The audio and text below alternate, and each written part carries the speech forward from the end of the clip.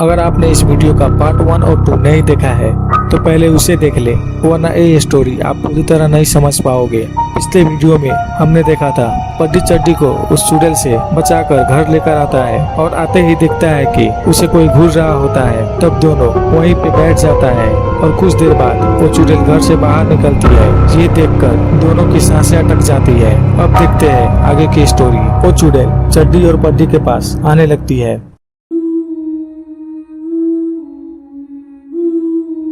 वो चुड़ैल चड्डी और पड्डी के पास आने लगती है। चड्डी बोलता है, वो चुड़ैल फिर से हमारे पास आ रही है, मैं दूर नहीं जा पाऊंगा, तुम मुझे छोड़कर यहाँ से भाग जाओ। पड्डी बोलता है, मैं इतना भी कायर नहीं जो अपने भाई को अकेला छोड़ के भाग जाऊं। तुम मत डरो, मेरे पास वो ताबीज है, मैं ताबीज दिखाकर उसे भगा दूंगा। वो चुड़ैल तब तक काफी करीब आ चुकी होती है। पड्डी ताबीज के लिए अपने पॉकेट में हाथ डालता है, लेकिन ताबीज उसके पॉकेट में नहीं होता। पड्डी बोलता है, लगता है तुम्हें उठाने वक्त ताबीज वहीं पे छूट गई। अब तो और भी मुसीबत बढ़ गई, नहीं उसके पास ताबीज है और न ही चड्डी ढंग से चल पा रहा है। साथ में वो चुड़ैल भी काफी करीब आ चुकी होती है।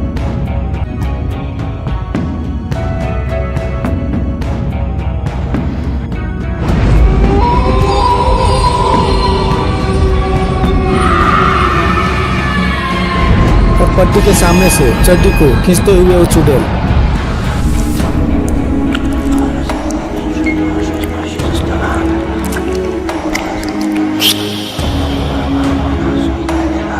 घर के अंदर ले जाती है। फिर से पड्डी पीछा करने लगता है,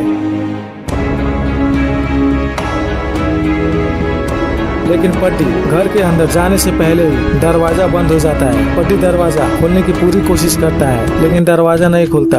तब पड्डी सोचता है चड्डी को अब बाबा ही बचा पाएगा। ये सोचकर बाबा के पास जाने के लिए गाड़ी के तरफ चल देता है। तभी दरवाजा अपने आप खुलता है। फिर पड्डी अंदर जाता है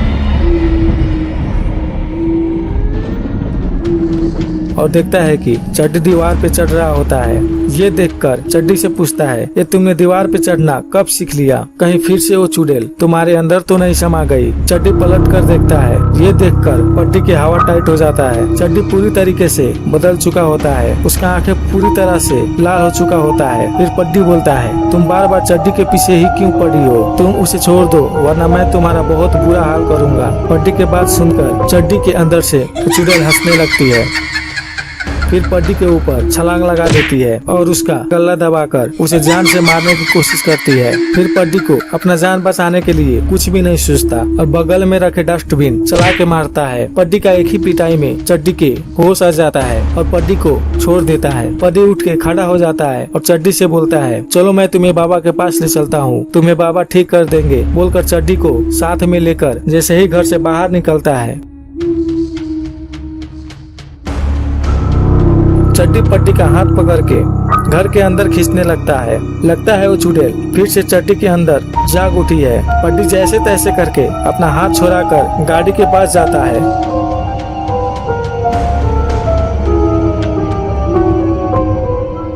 फिर उसे याद आता है कि गाड़ी की चाबी तो घर के अंदर ही है, लेकिन ये जाए तो जाए कैसे? चड्डी बार बार इसे जान से मारने की कोशिश कर रहा है। पड्डी को किसी भी तरह गाड़ी की चाबी लानी ही होगी।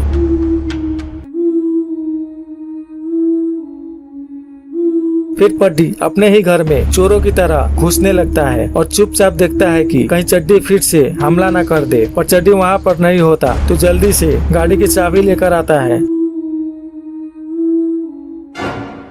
लेकिन ये क्या, चड्डी फिर से पड्डी के सामने आ गया। चड्डी फिर से पड्डी को पकड़ लेता है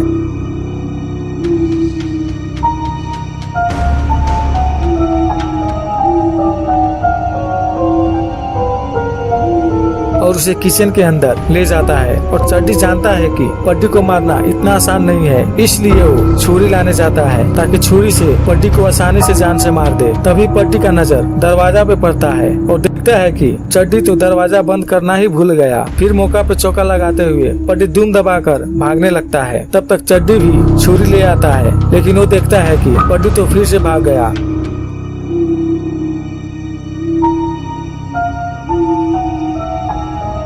पड्डी को लगता है कि चड्डी उसे खोजने जरूर बाहर आएगा, इसलिए बाहर न जाकर उस सीढ़ियों से ऊपर के कमरे में छुप जाता है।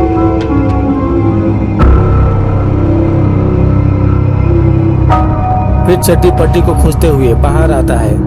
अगर पड्डी ऊपर के कमरे में नहीं गया होता तो इस बार चड्डी पड्डी के बीच के दोनों अंडे निकालकर ऑमलेट बना देता। चड्डी को पड्डी कहीं भी दिखाई नहीं देता, लेकिन उसे बहुत ही मजेदार चीज दिखाई देता है। वो था पेड़। एक चुड़ैल को पेड़ पे उल्टे होकर लटकना बहुत ही अच्छा लगता है।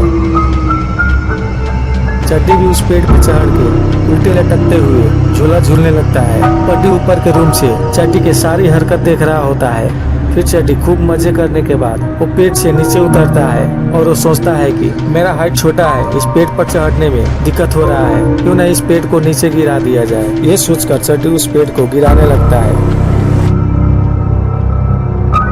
चड्डी की हरकत देखकर पड्डी को डर लगता है कहीं ये पेड़ चड्डी अपने ऊपर न गिरा ले।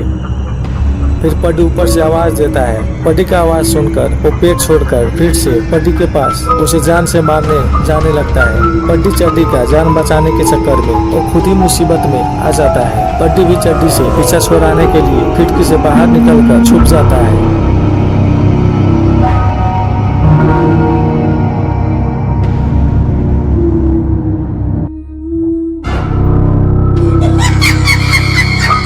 क्या चड्डी अब पड्डी को पकड़कर मार देगा? ये हम देखेंगे पार्ट 4 में।